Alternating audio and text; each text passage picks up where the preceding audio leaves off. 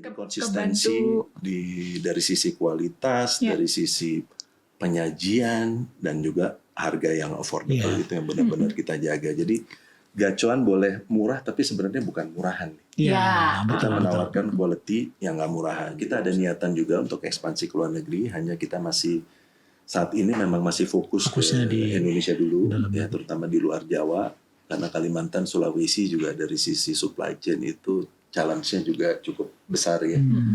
Nah, tapi insya Allah kita sudah mulai studi juga nih gimana mengambil opportunity di negara-negara tetangga lah kira-kira gitu.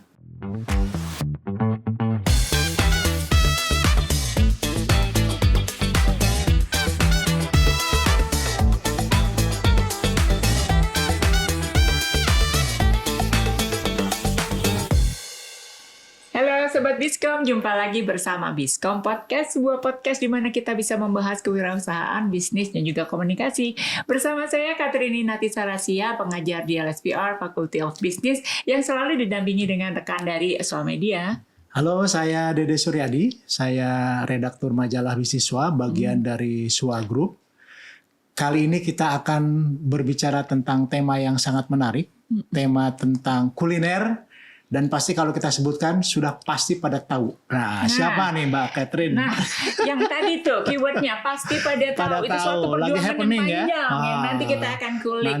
Ini Sobat Biskom pasti udah penasaran siapa sih di balik si pedes-pedes ini. Oke. Hari ini kita kedatangan tamu istimewa Mas Haryo sebagai CEO dari Pesta Pora Abadi. Ada owner dari brand Gacoan. Selamat datang Mas di Biskom Podcast. Thank you udah mampir. Nah, Sobat Biskom, nyuruh nggak? Ini kan andalan-andalan jajanan hari-hari. Oke Mas, mie gacoan, bener tadi katanya Mas Dedi. Siapa yang nggak tahu mie gacoan kan gitu?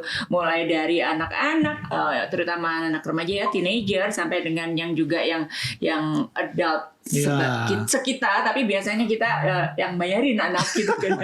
Nah, gimana nih latar belakangnya cerita inspirasinya gimana Mas bisa dapat keidean kita bikin mie yang kayak gini aja gitu.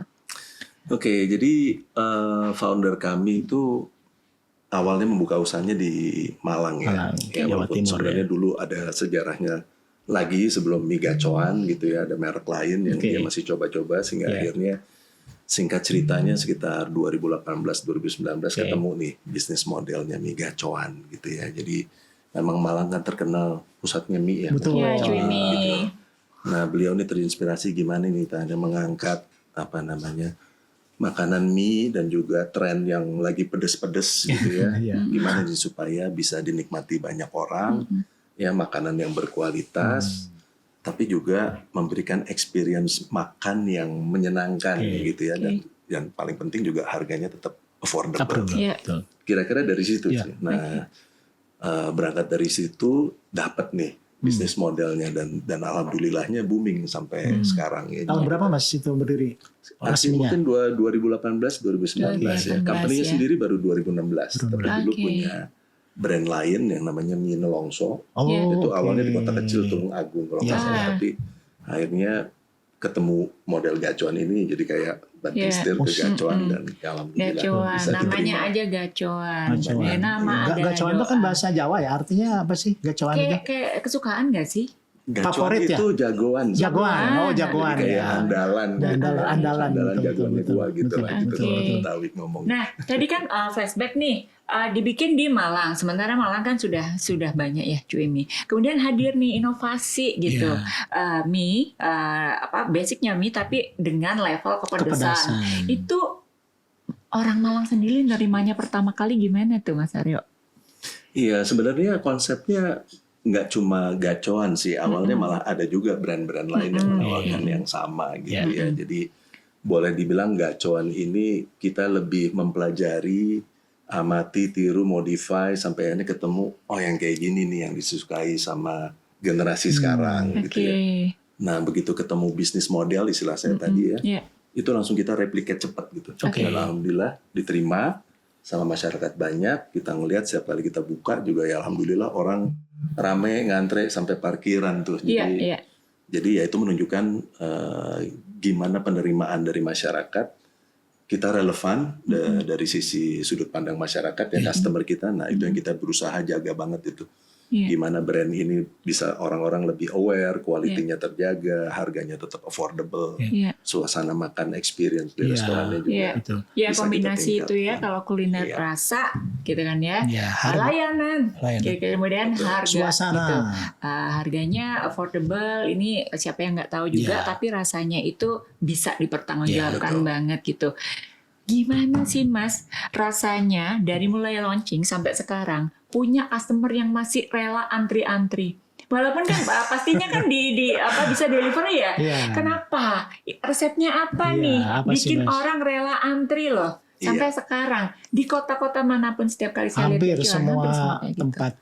Tentunya yang pertama kita bersyukur ya bahwa mix kita itu bisa diterima konsumen, tapi at the same time kita juga harus merasa empathy. Kenapa? Karena kita harus berusaha meningkatkan standar pelayanan kita sehingga pelayanan itu bisa lebih cepat. Ya, jadi kalau sekarang orang ngantri let's say 20 menit, gimana caranya supaya besok less than 1 menit orang sudah bisa menikmati makanan itu. Jadi inovasi juga kita lakukan tidak hanya dari sisi makanan tapi juga dari cara servis kita. Pengaturan orang, review proses di kitchen sehingga semuanya bisa berjalan dengan standar quality yang sama tapi waktunya lebih cepat dan tidak mengecewakan customer kita.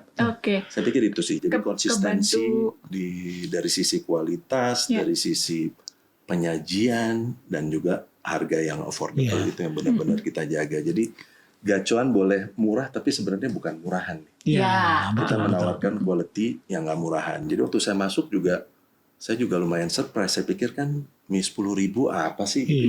Ternyata pas saya ngeliat resepnya, wah luar biasa ini. Beneran fresh meat ya, fresh vegetable dengan bumbu-bumbu yang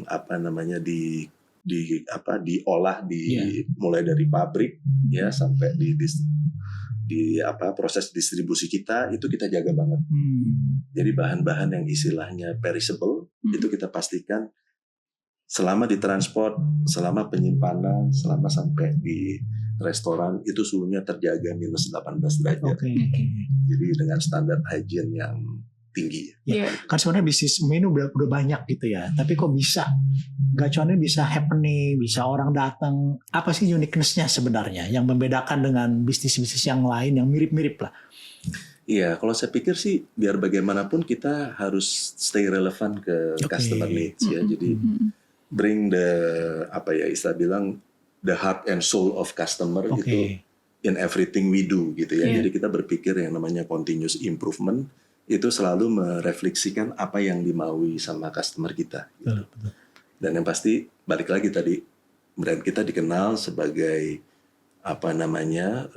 mie pedas yang rasanya ataupun kualitasnya terbaik gitu ya, tapi juga dengan standar pelayanan dan harga yang tetap konsisten di level affordability tadi. Gitu. Kalau nama-nama mie-nya masih ada kan? Ada namanya mie setan bener ya? Atau hanya awal aja? Sekarang masih dipakai juga? Hanya awal aja. Hanya gimmick aja berarti ya? Saat itu benar-benar gimana caranya supaya heboh aja. Tapi founder kami juga cepat berpikir bahwa biar bagaimanapun ini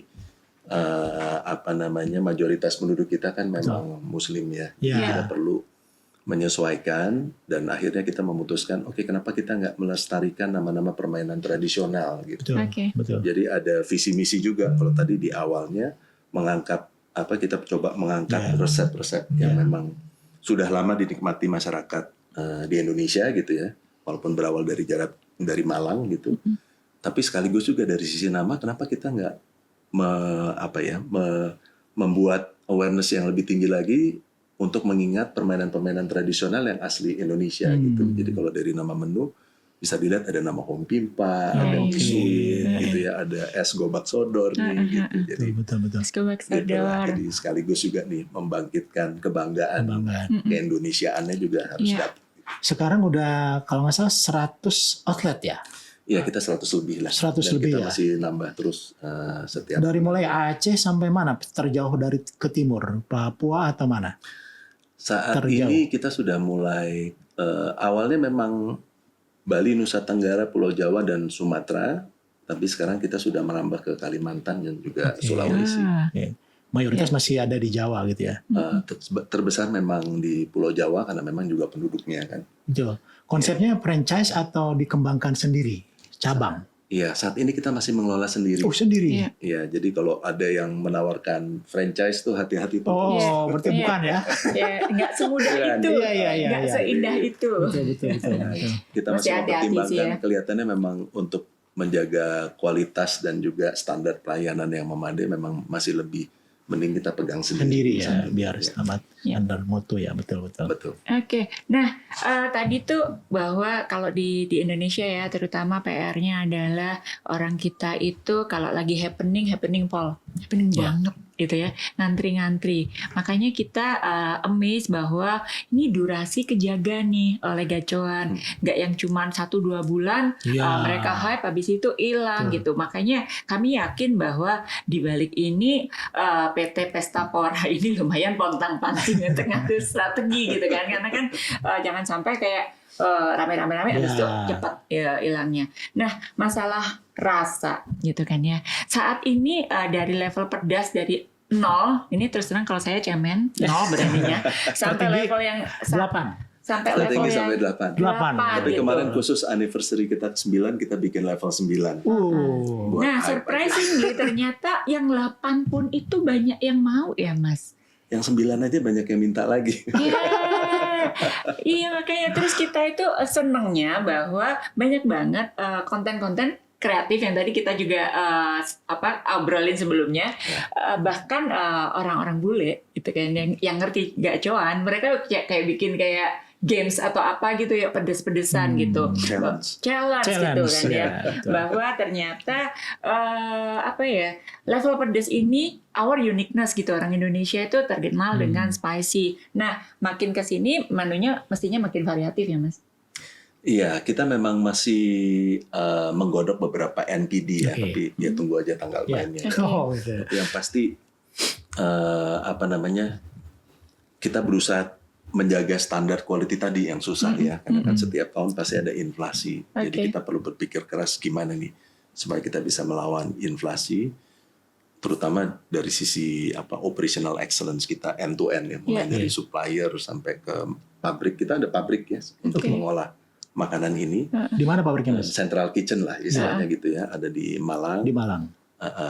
Nah, kemudian kita membangun rantai distribusi juga, ya sampai akhirnya bisa ke distribusi ke masing-masing resto. Jadi end to end tuh kita liatin sehingga efisiensinya bisa tercapai. Nah, Sobat Biskom, nanti akan banyak lagi yang kita kulik nih. Rahasia dapur pinter bareng Mas Haryo. Gitu kan. Ini baru menjalankan Mas Haryo yang pinter. Kita juga pinter. Tapi kita break dulu ya. Bentar lagi kita akan balik lagi. See you soon. Jangan kemana-mana.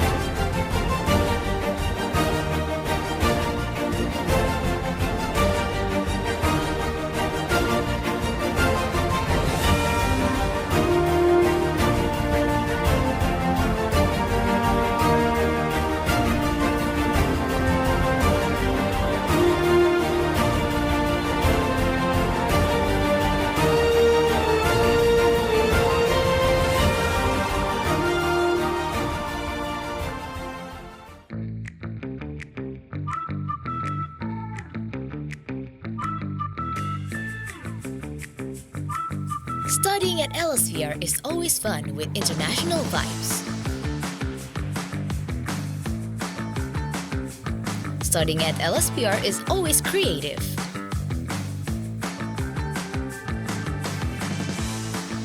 Studying at Elsevier is always flexible. Studying at Elsevier is always effective. And also, one step ahead.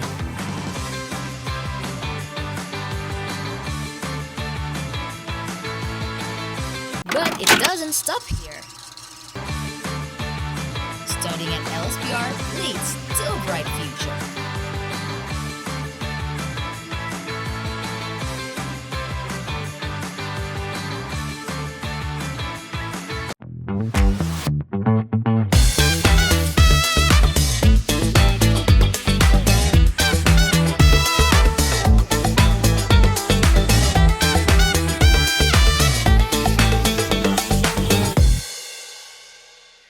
Baik Sobat Biskom, kita lanjutkan kembali pembicaraan yang semakin menarik dengan CEO Migacuan, Mas Haryo.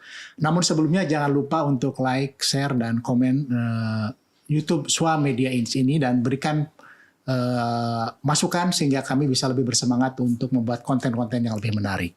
Baik, Mbak Catherine, apalagi nih yang masih ingin ditanyakan? Orang kita nih viral iya gitu kan ya, rasa terjaga. Tapi yang suka rame pada saat biasanya ini menjadi sesuatu yang happening, kemudian balik ke pertanyaan dasar. Mengingat kita itu orang Indonesia mayoritas Muslim ya, mempertanyakan kehalalan gitu.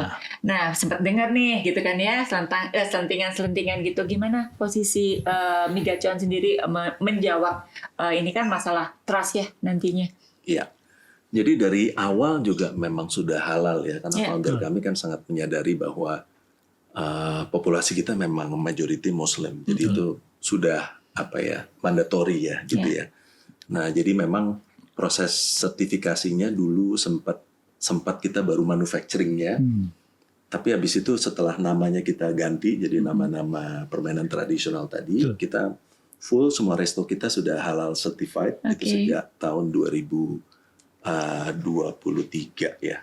Tapi makanannya sih sebenarnya sudah halal, jadi takutnya hanya karena nama-nama itu aja gitu ya. Terus supaya lebih lega harus ada sertifikat gitu ya. Betul ya, jadi sekarang semua restoran kita semuanya sudah halal certified end to end ya. Jadi mulai dari supplier, manufacturing sampai akhirnya disajikan ke customer kita. Jadi nggak perlu khawatir. Saya juga Muslim soalnya. Iya. Sobat Biskom dengerin ya. Nanti buka puasa bersama nggak apa-apa. Ya, insya Allah kita jagain terus. Nah, Mas kalau bicara strategi marketing ini kan pasti ada trik-trik tersendiri yang dilakukan Migacuan sehingga brand awareness-nya begitu heboh lah ya. Terus orang-orang mau datang. Apa sih yang dilakukan sehingga Migacuan masih menjadi top of mind lah? Sebagai rajanya mie ya, rajanya mie pedes gitu. Mie pedes nomor satu. Mie pedes nomor satu. Nah, gimana tuh Mas? Iya, kita memang boleh dibilang masih memanfaatkan sosial media ya. Tapi sebenarnya kalau diamatin tuh yang bikin viral itu justru konten-konten organik dari customer kita. Jadi kita berterima kasih sekali terhadap loyalty dari teman-teman customer yang bikin konten-konten menarik dan akhirnya malah jadi viral. Betul. Jadi kita memanfaatkan benar sosial media itu untuk melihat komunikasi dua arah. Kita menyampaikan message, kita lihat feedbacknya apakah dalam ke hotline kita atau juga komen-komen pada saat kita upload konten-konten gitu ya. Nah jadi dengan spirit bring customer heart and mind in everything what we do gitu ya. Jadi ya insya Allah kedepannya kita bisa stay relevan ke yang customer kita mau gitu. Tapi itu dikelola, ada juga tim media sosialnya apa per outlet atau disentralisasi di Malang atau di kantor pusat atau gimana Mas? Ya, kita punya tim marketing yang sentral ya di Malang. Kemarin-kemarin memang masing-masing outlet punya akun-akun sendiri ya. Nah ini sekarang kita coba konsolidasi lagi sehingga konten-kontennya itu lebih terarah gitu. Ya, jadi ke depan kita akan coba kombinasi ya dengan akun sentral dan juga akun dari masing-masing outlet. Gitu. Semua media sosial main di Instagram, TikTok atau yang YouTube juga ya? Ya di YouTube mungkin nggak terlalu ya. Tapi kita punya di Instagram, ada di TikTok, ada di X juga. X juga ada ya. Dan itu cukup membantu dan tidak perlu lagi melakukan promosi di media konvensional ya. Saat ini masih belum ya di media konvensional, tapi ke depan sih kita membuka ya karena jumlah outlet kita juga makin besar, mungkin kita juga perlu melihat dari omni channel lah gitu ya. Betul. Kerjasama di area situ juga penting sih. Kalau ada nggak brand aktivasi misalkan membuat komunitas, kalau otomotif kan ada komunitasnya gitu. Nah kalau Migacuan ada nggak sih? Kok misalkan pencinta Migacuan gitu? Apakah ada komunitasnya atau gimana? Atau begitu mengalir aja seperti yang ada sekarang? Saat ini sih belum ya. Belum. Tapi memang kita aware di masing-masing outlet di area-area tertentu juga memang sudah mulai tuh ada komunitas juga ya. Jadi malah justru tim promosi di masing-masing area tuh sudah mulai menggarap juga. Jadi ada komunitas ibu-ibu senam, misalnya kita undang, senam pagi di gacoan, habis itu bisa menikmati gacoan atau pesepeda dan sebagainya. Jadi memang saat ini kita belum menggarap secara maksimal ya, masih lebih mengandalkan organik di sosial media. Malah kebanyakan malah dari customer sebagai influencer influencer. Tapi memang ke depan kita perlu menggarap dan memang sedang dilakukan sih konsepnya. Jadi kami baru memperkuat tim marketing kita juga. Oke. Ya, jadi umurnya relatif masih singkat ya, 2018. Tapi masih banyak berarti yang bisa dilakukan. Betul. Jadi masih banyak room to improve. Sebagai tempat nongkrong terbilang dianggap asik nih, orang betah berlama-lama. Konsep 24 jam gimana nih Mas? Iya. Masuk nggak sih sebenarnya orang kita? Ada nggak sih sebenarnya orang-orang yang melek di atas jam 12? Iya, justru majority outlet kita 24 jam sih sekarang. Hebat ya orang Indonesia. Iya, melek jadi malam ya. Makan mie pedes Mas. Astaga ya. Senang-senang ya. Fenomena yang ini. Iya, anak-anak muda lah ya. Iya, pakainya. betul. Justru ramenya justru siang sampai malam itu yang paling menjelang. Berarti karyawannya sip-sipan ya. Iya, kita atur karyawannya. Totalnya ada berapa? 100 berapa karyawan total? Total karyawan kita udah ribuan ya. Ribuan ya. Alhamdulillah udah ribuan. Satu outlet kira-kira berapa tuh? Antara 60 sampai 80. Oke. Berarti udah banyak sekali ya. Ya. Nah, apa tuh namanya? Kalau kemudian ke depannya ya, hopefully gitu kan, kami ikut mendoakan gitu, dari 100 menjadi 200 ya, dari 200 menjadi 300. Tapi kan tentunya ada PR ya Mas, berarti menjaga kualitas tetap sama ya kan. Kalau makanan tuh ya PR-nya rasa ya gitu, nomor 1 gitu. Inovasi juga terus dilakukan. Kalau nggak salah udah pakai QR ya untuk Sudah pesan. beberapa sudah mulai. Ya, karena proses dengan QR kan bisa lebih cepat ya. Dibandingkan dia ngantri ke kasir gitu. Jadi kita masih transisi untuk pindah ke QR system dan digitalisasi end to end juga masuk di agenda kita sih. Oke, ya soalnya tadi ya umurnya belum ini yang dipelajari makin banyak gitu kan ya, untuk menjaga supaya tetap stabil. Nah kemudian rencana ke depan nih, orang Indonesia udahlah mie gacoan udah tahu. Ada rencana nggak Mas melipir ke negara tetangga kayak atau nyebrang dikit kayak ada nggak? Iya, kalau dari aspirasi kita sih memang ya kita pengen sudah banyak. Justru visi dari founder kami adalah membuat gacoan ini nggak hanya gacoan sih, tapi Pesta Pora Abadi, company-nya menjadi perusahaan global gitu. Ya, jadi kita ada niatan juga untuk ekspansi ke luar negeri. Hanya kita masih saat ini memang masih fokusnya di Indonesia dulu, ya terutama di luar Jawa. Karena Kalimantan, Sulawesi juga dari sisi supply chain itu challenge-nya juga cukup besar ya. Nah, tapi insya Allah kita sudah mulai studi juga nih gimana mengambil opportunity di negara-negara tetangga lah kira-kira gitu. Mungkin bicara part dari visi-visinya nih untuk perusahaan global. Kalau bicara kinerja Mas, berapa tumbuh dalam setahun pertumbuhan bisnisnya nih mie gacoan ini? Ya, kalau saya bilang sih sejak dari 2019 ya, tahun pertama mie gacoan dan bisnis modelnya ketemu, saya bilang ini one of the rare yang dalam hyper growth mode lah. Jadi, silakan didefinisikan sendiri, tapi intinya kita ya alhamdulillah tumbuh berkembang pesat sambil lari, sambil beres-beres, sambil develop capability. Jadinya seru banget lah di gacoan ini. Tahun ini targetnya berapa Mas mau dibuka lagi? Saya nggak bisa bilang precisely, tapi boleh dibilang setiap bulan kita masih akan selalu buka outlet baru. Jadi alhamdulillah juga kita bisa terus membuka lapangan kerja ya. Jadi ini satu konsep bisnis yang menarik nih. Jadi kalau kita benar-benar stay true dengan values yang memang ditanamkan dengan founder kita, bahwa kita membangun bisnis, membuka lapangan kerja, memberikan keberkahan ke banyak orang ya.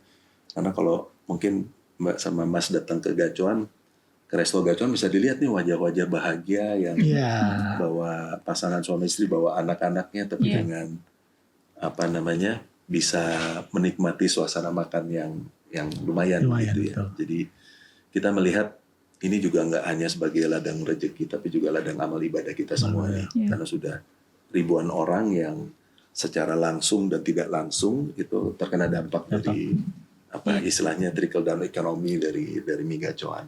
Kalau satu kota berapa outlet Mas? Ada maksimalnya nggak? Kita ngelihat dari rasio jumlah penduduk. Ya.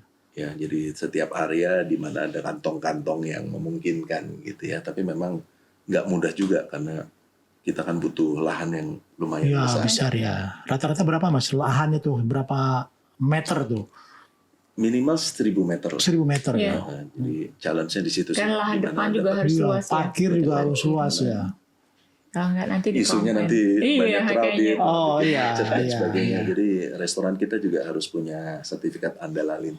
Ya mungkin one of the rare juga ya, nggak semua restoran harus punya Andalalin. Iya, luar biasa. Mas, waktu nih udah rame banyak ya, menarik soalnya. Jarang-jarang nih kita kehormatan bisa kehadiran kita belajar dari Oke. Tapi Sobat Biskom, sebelum kita tutup, ada closing statement ini dari Mas Haryo.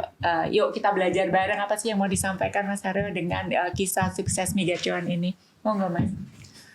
Iya, kalau saya pikir yang penting adalah melangkah dulu ya.